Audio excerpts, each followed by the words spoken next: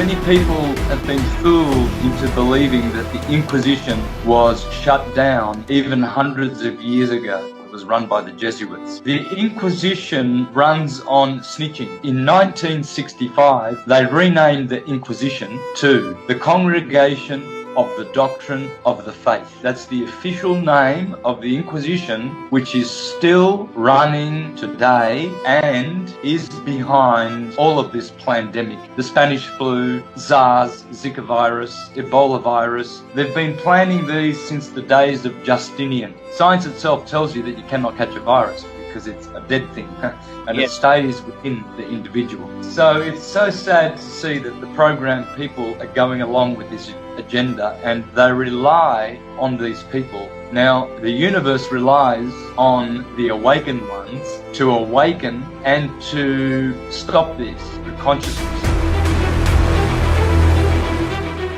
The world is going to end in 2027.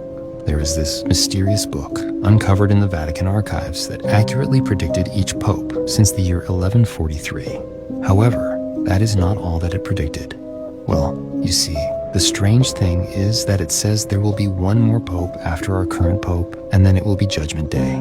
It may sound like a creepy coincidence to you, but in St. Paul's Basilica, bordering the whole sanctuary, is a set number of markers that are meant to house the photo of each pope. The crazy thing is that the saying is once the markers are all filled up, Judgment Day will ensue. Interestingly enough, it said that it took 422 years to go from the first to the halfway mark, and considering that the middle pope was in the year 1585, it will make the end of the word in 2027. It doesn't just stop there either, because Pope John the 23rd had always said that the world was going to end 2,000 years after Jesus Christ's death. And if we do the math, coincidentally, we will end up in 2027 too. So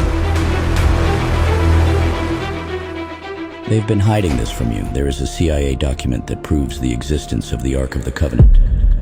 In 1982, a man named Ron Wyatt claimed to have discovered the Ark of the Covenant, buried in a cave 20 feet beneath the place where Jesus was crucified. Wyatt said that during the crucifixion, an earthquake split the rock beneath Jesus' cross, causing his blood to run down through the crack and land on the mercy seat of the Ark. He claimed to have taken a sample of the blood, which was later allegedly analyzed in an Israeli laboratory.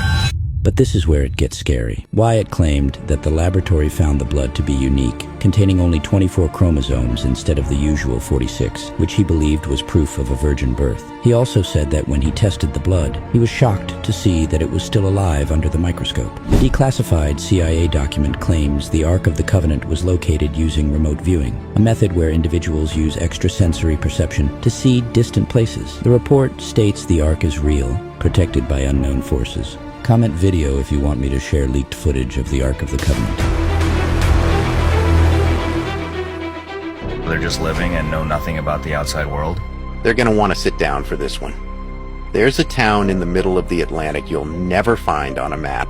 It's called Halcyon Ridge, but it shouldn't exist. Just imagine perfect houses, white picket fences, kids riding bikes, a snapshot from a 1950s postcard, but it's all fake. The people? Either orphans raised in complete isolation or, get this, grown in labs. From birth, they're programmed to believe a lie.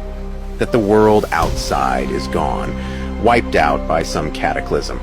Halcyon Ridge? The last safe place on Earth. But if someone starts asking too many questions, poof. Vanguard Initiative steps in. They either fix you, or you disappear. Now that makes you wonder, how many other Halcyon Ridges are out there? Stay skeptical. This is just a theory, not a fact. In September, mid-September, around the world, Christians will gather in schools and universities to worship their God Jesus, who died on a cross. And when they call this ritual, see you at the pole. See you at the pole means that Christians will gather around the flagpole at their colleges and schools to venerate and to worship Jesus, God's Son, the light of the world. Well, of course, the Son is the light of the world. But here are Christians gathering to worship Jesus, never realizing that they are actually meeting around a very ancient symbol of the old petroglyph cross. But this symbol of an equal armed cross within the circle represents an old ancient idea of how to picture the sun. And it's really extraordinary to notice that all churches use that same symbol. And all over the world, people do not realize that this cross that they think represents Christianity is actually over 5,000 years old. It's an ancient prehistoric symbol of the sun. Jesus has always represented the sun, the S-U-N, not S-O-N, the etymology of the word for the sun. You see that sun can be S-U-N or S-O-N, and depending on how it's used.